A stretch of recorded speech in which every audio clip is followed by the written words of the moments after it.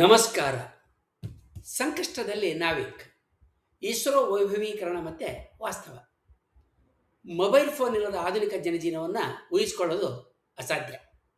ಇಂದಿನ ಆಧುನಿಕ ನಾಗರಿಕತೆಯ ಮೂಲ ಸೌಕರ್ಯಗಳಲ್ಲಿ ಅತ್ಯಂತ ಮಹತ್ವವಾದ್ದು ಭೌಗೋಳಿಕ ಸ್ಥಾನ ಸೂಚಿ ವ್ಯವಸ್ಥೆ ಅಂದರೆ ಗ್ಲೋಬಲ್ ಪೊಸಿಷನಿಂಗ್ ಸಿಸ್ಟಮ್. ಹೆಚ್ಚಿನ ಜನರಿಗೆ ಇದು ಕೇವಲ ಮೊಬೈಲ್ನಲ್ಲಿ ದಾರಿ ತೋರಿಸುವ ವ್ಯವಸ್ಥೆ ಅಂತ ಕಾಣಬಹುದು. ಆದರೆ ವಾಸ್ತವದಲ್ಲಿ GPS ಅಂದರೆ ಗ್ಲೋಬಲ್ ಪೊಸಿಷನಿಂಗ್ ಸಿಸ್ಟಮ್, ಭೌಗೋಳಿಕ ಸ್ಥಾನಸೂಚಿ ವ್ಯವಸ್ಥೆ ಇಲ್ಲದೆ ಆಧುನಿಕ ಜಗತ್ತಿನ ಅನೇಕ ವ್ಯವಸ್ಥೆಗಳು ಕ್ಷಣಾರ್ಧದಲ್ಲಿ ಅಸ್ತವ್ಯಸ್ತ ಆಗ್ತವೆ, ಚೆಲ್ಲಾಪಿಲ್ಲಿ ಆಗ್ತವೆ. GPS ಮೂಲತಃ ಅಮೆರಿಕ ನಿರ್ಮಿಸಿದ ಉಪಗ್ರಹ ಆಧಾರಿತ ಸ್ಥಾನ, ದಿಕ್ಕು ಮತ್ತು ಕಾಲಮಾನ ಅಂದರೆ ಪೊಸಿಷನ್ನು, ನ್ಯಾವಿಗೇಷನ್ನು ಮತ್ತು ಟೈಮಿಂಗು PNT ಇವೆಲ್ಲವುಗಳನ್ನು ಒಟ್ಟಾಗಿ ತೋರಿಸುವ ಒಂದು ವ್ಯವಸ್ಥೆ. ಇದು ಕೇವಲ ನಾವು ಎಲ್ಲಿದ್ದೇವೆ ಅನ್ನೋದನ್ನು ಹೇಳೋದಿಲ್ಲ, ಯಾವ ಸಮಯದಲ್ಲಿ ಎಷ್ಟು ನಿಖರವಾಗಿ ಯಾವ ದಿಕ್ಕಿನಲ್ಲಿ ಎನ್ನುವ ಮಾಹಿತಿಯನ್ನು ನೀಡುತ್ತದೆ. ಈ ಮೂರು ಅಂಶಗಳ ಸಮನ್ವಯನೇ ಇಂದಿನ ಡಿಜಿಟಲ್ ನಾಗರಿಕತೆಗೆ ಜೀವನಾಡಿಯಾಗಿದೆ, ಒಂದು ರೀತಿಯಲ್ಲಿ ಬುನಾದಿಯಾಗಿದೆ ಅಂತಲೂ ಹೇಳ್ಬೋದು ನಾವು. GPS ಇಲ್ಲದೆ ವಿಮಾನಗಳು ತಮ್ಮ ಹಾರಾಟ ಮಾರ್ಗಗಳನ್ನು ನಿಖರವಾಗಿ ಗುರುತಿಸಿ ಹಾರಾಡೋಕ್ಕೆ ಕಷ್ಟ ಆಗುತ್ತೆ. ಹಡಗುಗಳು ಸಮುದ್ರದಲ್ಲಿ ದಿಕ್ಕು ತಪ್ಪುವ ಸಾಧ್ಯತೆ ಹೆಚ್ಚುತ್ತೆ. ರೈಲು ಸಂಚಾರ ನಿಯಂತ್ರಣದಲ್ಲಿ ಗೊಂದಲ ಉಂಟಾಗ್ತದೆ. ರಸ್ತೆ ಸಂಚಾರದಲ್ಲಿ ವಾಹನ ಮಾರ್ಗದರ್ಶನ ಕುಂಟುತ್ತೆ. ಇಂದಿನ ಪ್ರತಿಯೊಂದು ಸ್ಮಾರ್ಟ್ಫೋನ್, ಟ್ಯಾಕ್ಸಿ ಸೇವೆ, ಆಹಾರ ವಿತರಣೆ ವ್ಯವಸ್ಥೆ, ಸರಕು ಸಾಗಣೆ ವ್ಯವಸ್ಥೆ GPS ಮೇಲೆ ಅವಲಂಬಿತ ಆಗುತ್ತೆ. ಅಮೆರಿಕ GPS ವ್ಯವಸ್ಥೆಯನ್ನು ನಡೆಸ್ತೈತೆ. ಚೈನಾ ತನ್ನ ಬೈಡು ನ್ಯಾವಿಗೇಷನ್ ಸ್ಯಾಟಲೈಟ್ ಸಿಸ್ಟಮ್ BNSSನ ವ್ಯವಸ್ಥೆಯನ್ನು ಹೊಂದಿದರೆ, ಯುರೋಪಿಯನ್ ಯೂನಿಯನ್ ಗೆಲಿಲಿಯೋ ವ್ಯವಸ್ಥೆ ಯುರೋಪ್ನವರು ಮಾಡ್ಕೊಂಡಿದ್ದಾರೆ. ಮತ್ತು ರಷ್ಯಾ ಗ್ಲೋನಾಸ್ ವ್ಯವಸ್ಥೆಯನ್ನು ನಿರ್ವಹಿಸ್ತದೆ. ಆಧುನಿಕ ಬದುಕಿನ ಜೀವನಾಡಿಯಾಗಿರುವ GPS ವ್ಯವಸ್ಥೆಯಲ್ಲಿ ಭಾರತ ಎಷ್ಟು ಸ್ವಾವಲಂಬನೆ ಸಾಧಿಸಿದೆ, ಇತರ ಮುಂದುವರೆದ ದೇಶಗಳಿಗೆ ಹೋಲಿಸಿದರೆ ನಾವು ಎಲ್ಲಿದ್ದೇವೆ ಅನ್ನೋದನ್ನು ನಾವೀಗ ತಿಳಿದುಕೊಂಡು ಸ್ವಯಂ ಮೌಲ್ಯಮಾಪನವನ್ನು ಮಾಡಿಕೊಳ್ಳೋಣ.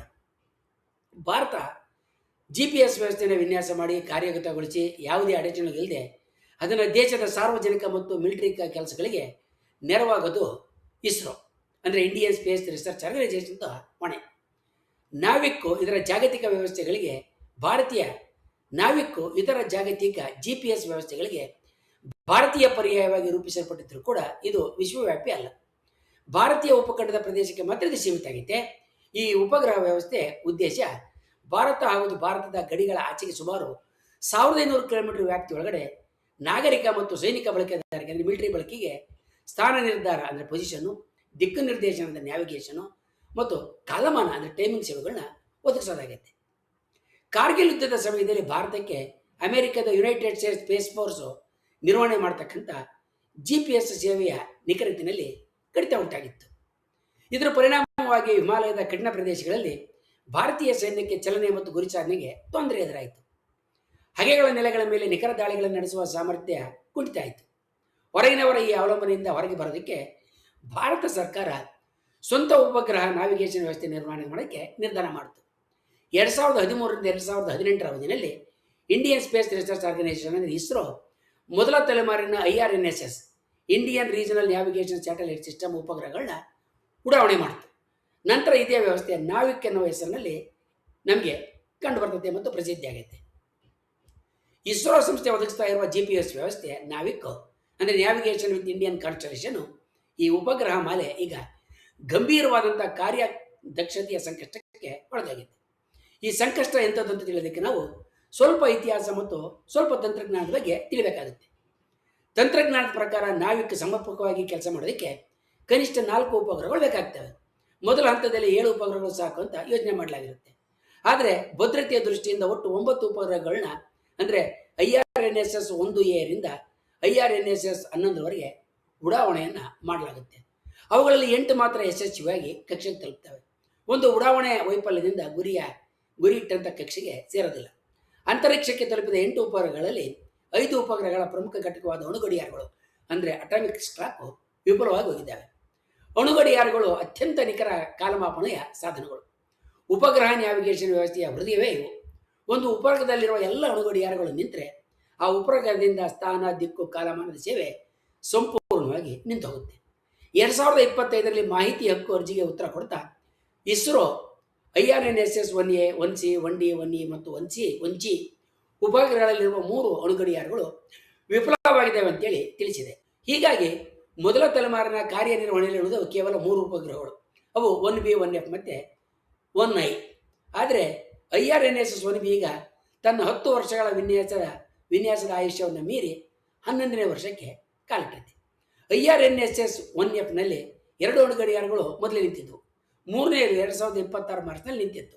IRNSS 11 ಮಾತ್ರ 2028ರವರೆಗೆ ಕಾರ್ಯವನ್ನು ಮಾಡ್ತಕ್ಕಂಥ ನಿರೀಕ್ಷೆಯಲ್ಲಿದೆ. 2026 ಮಾರ್ಚ್ 13ರಂದು ಇಸ್ರೋ ಪ್ರಕಟಿಸಿದಂಥ ಒಂದು ಹೇಳಿಕೆಯಲ್ಲಿ IRNSS 1F ತನ್ನ ವಿನ್ಯಾಸಗೊಳಿಸಿದಂಥ 10 ವರ್ಷದ ಮಿಷನ್ನ ಆಯುಷ್ಯವನ್ನು ಪೂರ್ಣಗೊಳಿಸಿದೆ.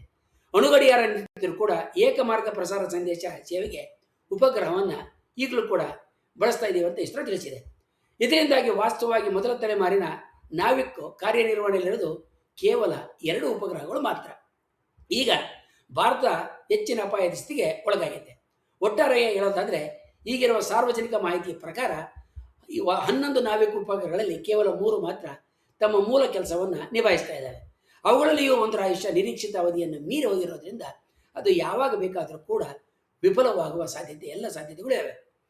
ಪ್ರತಿ IRNSS ಉಪಗ್ರಹ 10 ವರ್ಷ ಕಾರ್ಯನಿರ್ವಹಣೆ ಮಾಡುತ್ತೆ ಅಂತ ಅಂದಾಜು ಮಾಡಲಾಗಿತ್ತು. ಇಂಧನ ಉಳಿದಿದ್ರೆ ಇನ್ನೂ ಹೆಚ್ಚು ಕಾಲ ಅವು ಬಳಕೆ ಬರ್ಬೋದಾಗಿತ್ತು. ಆದರೆ ಅಣುಗಡಿಯಾರಗಳ ಮುಂಚಿನ ವೈಫಲ್ಯನೇ ಇವುಗಳಿಗೆ ದೊಡ್ಡ ಹೊಡೆತ ಆಯಿತು. ಇಸ್ರೋ ಪ್ರಕಾರ ಈ ಎಲ್ಲ ಅಣುಗಡಿಯಾರಗಳು ಆಮದಾಗಿದ್ದು, ಅಂದರೆ ಭಾರತದಿಂದ ಹೊರಗೆ ತಯಾರಿಸಲ್ಪಟ್ಟ ಉತ್ಪಾದಕರಿಂದ ಕೊಳ್ಳಲ್ಪಟ್ಟಿದ್ವು. ಮೊದಲ ಹಂತದ ಪಾಠಗಳಿಂದ ಪ್ರೇರಿತವಾಗಿ ಭಾರತ ದೊಡ್ಡ ಮತ್ತು ಸುಧಾರಿತ NVS ಸರಣಿ ಉಪಗ್ರಹಗಳನ್ನು ಅಭಿವೃದ್ಧಿ ಮಾಡಿತು. ಇವು ನಾವಿಕ್ನ 2ನೇ ತಲೆಮಾರಿನ ವ್ಯವಸ್ಥೆ. ಒಟ್ಟು 5 ಉಪಗ್ರಹಗಳು ಈಗ ಯೋಜನೆಯಲ್ಲಿದ್ದಾವೆ. NVS 01 2023 ಮೇನಲ್ಲಿ ಉಡಾಯಿಸಲಾಯಿತು. ಇದು ಸಮರ್ಪಕವಾಗಿ ಕಾರ್ಯವನ್ನು ಮಾಡ್ತಾ ಇದ್ದರೆ ಕೆಲಸವನ್ನು ಮಾಡ್ತಾ ಇದೆ. NVS 02 2025 ಜನವರಿನಲ್ಲಿ ಉಡಾಯಿಸಲಾಯಿತು. ಅದು ಗುರಿ ಕಕ್ಷೆ ಅದು ತನ್ನ ಕಕ್ಷೆಗೆ ಸೇರೋದಕ್ಕೆ ಒಳಗಿರ್ತಕ್ಕಂಥ ಎಂಜಿನ್ನು ಸರಿಯಾಗಿ ಕಾರ್ಯನಿರ್ವಹಿಸೋದ್ರಿಂದ ವಿಫಲ ಆಯಿತು. ಹೀಗಾಗಿ ಅದು ಆರಂಭಿಕವಾಗಿ ಕಕ್ಷೆನಲ್ಲೇ ಚಿಲುಕಿತು. ಇದರ ಅರ್ಥ ಏನಂತ ಹೇಳಿದ್ರೆ ಅದು ಸ್ಥಾನ, ದಿಕ್ಕು, ಕಾಲಮಾನ ಅಂದರೆ GPS ಸೇವೆ ನೀಡೋದಕ್ಕೆ ಅಸಮರ್ಥವಾಗೈತೆ. ಇದರಿಂದ 2ನೇ ತಲೆಮಾರಿನಲ್ಲಿ ಸಂಪೂರ್ಣ ಕೆಲಸ ಮಾಡಬಲ್ಲ ಕೇವಲ ಒಂದೇ ಒಂದು ಉಪಗ್ರಹ ಮಾತ್ರ ಉಳ್ಕೊಂಡಿದೆ. ಭಾರತ ಸರ್ಕಾರ 2026ರ ಕೊನೆಯೊಳಗಡೆ ಉಳಿದ NVS ಉಪಗ್ರಹಗಳನ್ನು ಉಡಾಯಿಸಲಾಗುವುದು ಅಂತ ಸಂಸತ್ತಿನಲ್ಲಿ ಹೇಳಿಕೆ ಕೊಟ್ಟಿದೆ. ಆದರೆ ವಾಸ್ತವ ಸ್ಥಿತಿ ಬೇರೆಯೇ ಆಗೈತೆ. NVS 01 ಮೇ 2023ರಲ್ಲಿ ಉಡಾವಣೆಯಾಯಿತು. NVS 2 ಜನವರಿ 25 ಅಂದರೆ 19 ತಿಂಗಳ ನಂತರ ಮೊದಲನೇದಾದ ನಂತರ NVS 01ರ ನಂತರ 19 ತಿಂಗಳ ನಂತರ ಉಡಾಯಿಸಲ್ಪಡ್ತು. NVS 02 ವೈಫಲ್ಯವಾದ ನಂತರವೂ ಕೂಡ NVS 03 ಇನ್ನು ಉಡಾಯಿಸಲ್ಪಟ್ಟಿಲ್ಲ. 2025-2026ರ ಅವಧಿನಲ್ಲಿ ನಡೆದಂಥ 6 ಮಿಷನ್ಗಳಲ್ಲಿ 3 ವೈಫಲ್ಯಗಳು ಸಂಭವಿಸಿರೋದು ಇದರ ವೇಗವನ್ನು ಕುಗ್ಸುತ್ತೆ. ನಾವಿಕ್ ಮತ್ತು GPS ಬೈದು ಈ 3 GPS ವ್ಯವಸ್ಥೆಗಳನ್ನು ನಾವು ಹೋಲಿಕೆಗಾಗಿ ನೋಡಬಹುದು.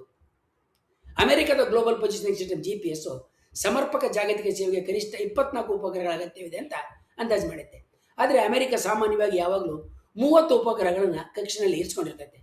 ಬೈದು ನ್ಯಾವಿಗೇಷನ್ ಸ್ಯಾಟಲೈಟ್ ಸಿಸ್ಟಮ್ ವ್ಯವಸ್ಥೆಗೆ 30 ಉಪಗ್ರಹಗಳ ಅಗತ್ಯ ಅಂತ ಅಂದಾಜು ಮಾಡುತ್ತೆ. ಈಗ ಸದ್ಯಕ್ಕೆ ಅದರ ಹತ್ರ ಸುಮಾರು 35 ಉಪಗ್ರಹಗಳು ಕಕ್ಷೆನಲ್ಲಿದ್ದಾವೆ. ಇದರ ಎದುರು ಭಾರತಕ್ಕೆ ಕನಿಷ್ಠ 4 ಉಪಗ್ರಹಗಳಾದರೂ ಬೇಕಾಗುತ್ತೆ ಕಾರ್ಯಕ್ಷಮತೆಯ ದೃಷ್ಟಿನಲ್ಲಿ.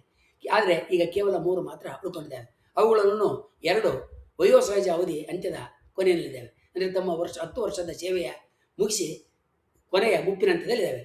ಸಾಮಾನ್ಯವಾಗಿ ಭಾರತೀಯರಾದಂಥ ನಾವು ಯಾವುದೇ ಒಂದು ಗೆಲುವು ಸಿಕ್ಕ ತಕ್ಷಣ ಅದರ ಅಮಲಿನಲ್ಲಿ ಬಹು ದೀರ್ಘಕಾಲ ಉಳಿದಿರ್ತೀವಿ. ವಾಸ್ತವ ಸ್ಥಿತಿ ಬದಲಾಗ್ತಾ ಇರುವ ಸನ್ನಿವೇಶಗಳಿಗಿಂತ ಗೆಲುವಿನ ಅಮಲು ನಮ್ಮನ್ನು ಬಹುಕಾಲ ಆವರಿಸಿರ್ತದೆ. ಇಸ್ರೋ ಮಾಡಿದ ಸಾಧನೆಗಳನ್ನು ಪ್ರಧಾನಿ ನರೇಂದ್ರ ಮೋದಿ ಸೇರಿದಂತೆ ಎಲ್ಲ ರಾಜಕೀಯ ನಾಯಕರು ತಮ್ಮದೇ ಶ್ರಮ ಅಂತ ಬಿಂಬಿಸಿಕೊಳ್ಳೋದಕ್ಕೆ ಬಯಸ್ತಾರೆ. ಈ ಸಂಭ್ರಮದಲ್ಲಿ ಕಠೋರ ವಾಸ್ತವತೆ ಗೂಡಿನಲ್ಲಿ ಅಡಗಿ ದೊಡ್ಡ ಸಮಸ್ಯೆಯಾಗಿ ಹೊರಬರುವ ಸಮಯವನ್ನು ಕಾಯ್ತಾ ಇರ್ತದೆ. ಕಾರ್ಗಿಲ್ ಯುದ್ಧದ ನಂತರ 25 ವರ್ಷ ಕಳೆದರೂ ಕೂಡ ಭಾರತಕ್ಕೆ ಸಂಪೂರ್ಣ ಕೆಲಸ ಮಾಡಬಲ್ಲ ಸ್ವದೇಶಿಯಾದ ಸ್ಥಾನ, ದಿಕ್ಕು, ಕಾಲಮಾನ ಅಂದರೆ GPS ಉಪಗ್ರಹ ವಲಯ ಇನ್ನೂ ದೃಢವಾಗಿ ಸಿಕ್ಕಿಲ್ಲ ಅನ್ನೋದು ಭಾಳ ಗಂಭೀರ ಸ್ಥಿತಿಯ ಸಂದೇಶವಾಗಿದೆ. ನಾವು ಎಷ್ಟು ಮಾತುಗಾರರು ಅಷ್ಟು ಕೆಲಸಗಾರರನ್ನು ಇದು ಎತ್ತು ತೋರಿಸ್ತಾ ಇದೆ. ಹಾಗೆಯೇ ಇಸ್ರೋ ತನ್ನ ವೈಭವೀಕರಣವನ್ನು ತನ್ನ ಗೆಲುವನ್ನು ಬಿಂಬಿಸಿಕೊಳ್ತಾ ಇದೆ ಹೊರತಾಗಿ ತಾನು ನಿಜವಾಗ್ಲೂ ದೇಶಕ್ಕೆ ಮಾಡಬೇಕಾದ ಕಾರ್ಯಗಳಲ್ಲಿ ಕೆಲಸಗಳಲ್ಲಿ ಹಿಂದಕ್ಕೆ ಬಿದ್ದಿರೋದನ್ನು ತೋರಿಸ್ಕೊಳ್ಳದೆ ಅದು ಒಂದು ಸಾರ್ವಜನಿಕವಾಗಿ ಪ್ರದರ್ಶಕ ರೀತಿಯಲ್ಲಿ ಕೆಲಸ ಮಾಡುತ್ತೆ, ಕೆಲವು ಸಲ ಪ್ರದರ್ಶನ ಮಾಡೋಕ್ಕೂ ಮುಂದಾಗುತ್ತೆ ಅಂತ ನಾವು ಹೇಳ್ಬೋದು. ಮುಂದಿನ ವಿಡಿಯೋದಲ್ಲಿ ನಾವು ಕೃತಕ ಉಪಗ್ರಹಗಳಲ್ಲಿ ಕೆಲಸ ಮಾಡುವ ಪರಮಾಣು ಗಡಿಯಾರಗಳ ಕೆಲಸದ ಬಗ್ಗೆ ತಿಳ್ಕೊಳ್ಳೋಣ. ವಂದನೆಗಳೊಂದಿಗೆ.